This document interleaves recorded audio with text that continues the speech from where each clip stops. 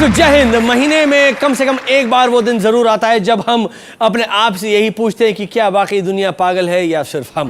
घबराइए मत, ये एक सेगमेंट है जहां हम आपके साथ दुनिया के बाकी पागल लोगों के बारे में कुछ खबरें शेयर करेंगे ताकि आपका सेल्फ कॉन्फिडेंस थोड़ा बढ़ सके। पहले चलते हैं अमेरिका की ओर।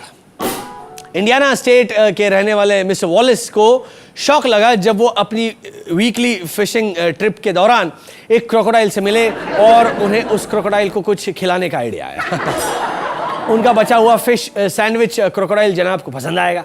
हाँ, ये सोचकर सैंडविच को क्रोकोडाइल की दिशा में फेंकने वाले थे कि जब भूखे क्रोकोडाइल ने सैंडविच के साथ साथ उनका बायां हाथ भी खा डाला।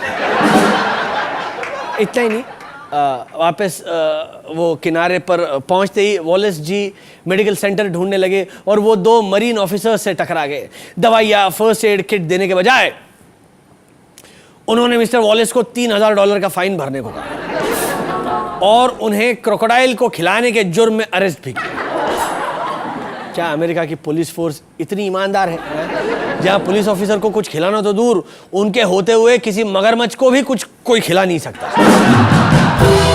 खैर, एक बात तो पक्की है, मिस्टर वॉलिस कोर्ट में ये हरगिज नहीं कह सकते कि इस मामले में उनका कोई हाथ नहीं है। अमेरिका के ही एरिजोना स्टेट में पीटीए मीटिंग्स यानी कि पेरेंट टीचर एसोसिएशन में दो लड़कियों के पिता एक दूसरे से लड़ने लगे। क्यों? उन दोनों को यह साबित करना था कि उनकी बेटी क्लास में सबसे ज्यादा होशियार थी। पर असली होशियारी का काम तो एक पिता ने तब किया जब उन्होंने इस झगड़े को हमेशा के लिए खत्म किया। दूसरी लड़की के पिता के ऊपर अपनी गाड़ी चलाई।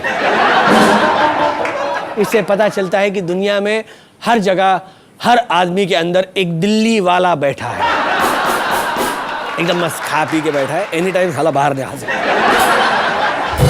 वॉशिंगटन के सेट हॉर्विट्ज साहब ने Amazon.com से एक 39 इंच LCD टीवी ऑर्डर किया और Amazon.com ने हॉर्विट्जर साहब को टीवी की जगह एक सेमी ऑटोमेटिक असॉल्ट राइफल भेज दी।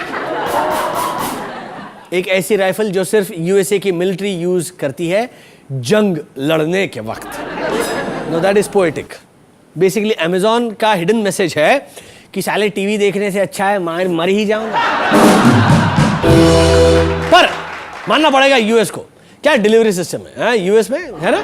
यहाँ पर मैकडोनल्ड से खाना सही सलामत मिल जाए उतना ही काफी है, वहाँ पूरी की पूरी असॉल्ट राइफल सही सलामत पहुंच जाती है।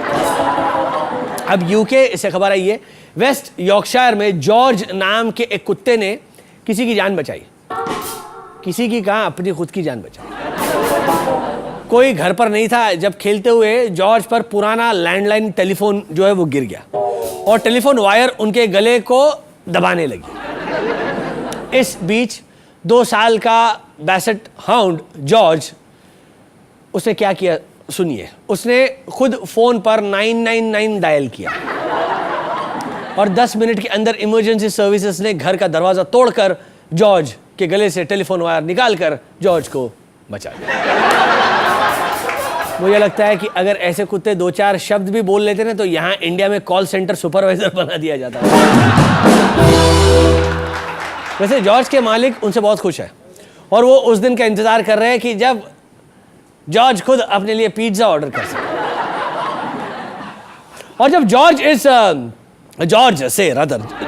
जॉर्ज से पूछा गया कि वो इतने स्मार्ट कैसे हैं तो उन्होंने शर्माते हुए कबूल किया कि वो सूरज बरजातिया की फिल्में देखते हैं। वो क्या टोफू टोबू वो जो तो कुत्ते होते हैं, क्या नाम होता है उनके कुत्तों का? वियर्ड नेम्स यार। हाँ, टफी। हाँ, और नेपाल में एक आदमी ने सांप को काट खाया। जी हाँ, हमारे एक नेपाली किसान भाई साहब अपने दोपहर की नींद पूरी कर रहे थे जब एक सांप ने उनको आफ्टरनून सरप्राइज के बहाने डस दिया। इस बहादुर इंसान ने, बहादुर मतलब वो नेपाल के हैं इसीलिए बहादुर नहीं बोल रहा हूं मैं, इस बहादुर इंसान ने लाठी या चप्पल से मारने के बजाय सांप को जोर से काटा और सांप मर गया। No that's something terrific, you know. सांप ने बोला होगा ए फाउल है, ये फाउल है. साला नया रूल कब आया इस गेम में? अब तो बहन जो सिर्फ हम लोगों को काटने का हक था, ये क्या काट रहा है हमको? तो ममता दीदी ने कहा देखा, हम पहले से ही नहीं बोलता था, माओइस्ट लोग खतरनाक होता है. साला नेपाल में माओइस्ट पार्टी चुनाव जीता है, तब से देखो लोग में जहर भर गया है. तो ये थी दुनिया भर की अजीब और गरीब news. Now back to our गरीब कंट्री की अजीब न्यूज. हाँ, पिछले दिनों मुंबई में राइट्स को कंट्रोल करने के लिए सरकार ने एसएमएस पर कंट्रोल लगा दिया, जिसके चलते आप एक दिन में 5 एसएमएस से ज्यादा नहीं भेज सकते थे. इस बैन से टीनेजर्स इतने नाराज हो गए थे कि वो इस एसएमएस बैन के कारण ही राइट्स करने वाले थे. और हम सब ने राइट्स और दंगे वाली इतनी फिल्में देखी हैं. In which film did the criminal send SMS to his friends? हर फिल्म में दिखाते हैं कि एक गरीब बच्चा दौड़ते दौड़ते अपनी झोपड़पट्टी में जाता है और चिल्लाता है, ए चंदू, शकील के भाई ने तेरे बाप को उड़ा दिया. और फिर 50 आदमी एक साथ तलवार, चाकू, बंदूक लेकर निकलते हैं दंगा करने. तो एसएमएस कहां से आ गया बीच में? आपने कभी किसी विलन को एसएमएस करते देखा है? जैसे ऐसे, hi guys, how are you, let's meet for dinner tonight at वो वाला @ वाला एट आजाद मैदान BYOB.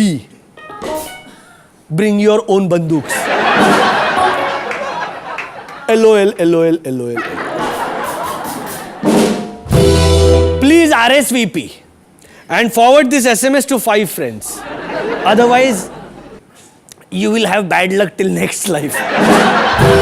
और अगर ये लोग इतनी टेक्स्ट आई है तो एसएमएस बैन करने से क्या होगा? They can also use Facebook, Twitter वगैरह वगैरह ना, कि मतलब Jamal invited you to the event, the burning of a best bus at Azad Maidan, click attending. और पता है कपल्स को कितनी प्रॉब्लम हुई इस बैन के कारण? हाँ, फॉर एग्जाम्पल लड़का, आई हेट यू. गर्ल, आई हेट यू टू. लड़का, I can't believe you cheated on me. Girl, I can't believe you did not pay for my dinner. बाद में लड़का रियलाइज करता है, लड़की को फोन लगाता है, अच्छा डार्लिंग, आज की एसएमएस लिमिट खत्म हो गई है, बाकी का झगड़ा कल कंटिन्यू करेंगे. Okay, love you, good night.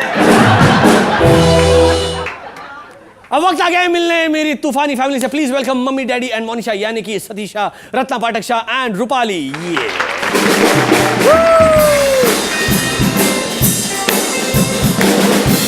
ढेर सारी मस्ती होगी इस मैड फैमिली के साथ, लेकिन एक छोटे से ब्रेक के बाद